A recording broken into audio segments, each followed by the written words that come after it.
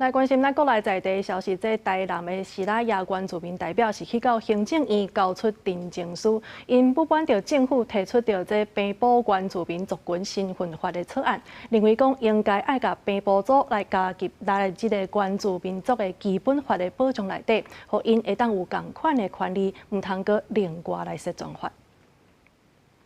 我是平埔原住民，国家兴我身份。 西拉雅族人伫咧行政院头前抗议，因和其他的平埔族为着要争取正名做台湾的原住民，已经抗议30几冬啊，一直到2022年，宪法法庭判决出来，讲政府无互平埔族登记做原住民族是违宪的，规定3冬内就要修法。今年10月份就要到期啊，剩3个月的时间，政府修法的方向是另外立法，这互平埔族人要爱的无同。过去赖总统他一直是非常坚定的在。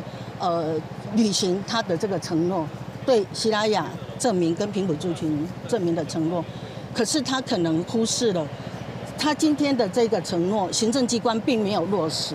所以我们今天必须向总统来澄清。 行政院已经有提出平埔原住民族群身份法的草案来解决这个问题，目前已经送入立法院审议。不过，这款的做法，让平埔族人感觉不满，因呼吁政府应该直接将因加入去原住民族基本法内面，无应该另外设一个专法。因也认为原住民的权益应该拢爱共款才对。阮咧适用着阮吼，就原住民的，嘿，因较早就有遐基本是安尼，因就爱爱安怎啊，阮就爱另外安怎，这我感觉无适当啦。说立法院他们其实也有提出一些不同的版本啊，那这个部分我们会尊重立法院的决定。拜二甲陈情书交予行政院，行政院是表示因会阁讨论建议，伫行政院抗议煞了后，西拉雅族人也会去立法院，阁去总统府头前顶情，希望政府会当重视因的心声。记者陈亚轩、谢桂玲台北报道。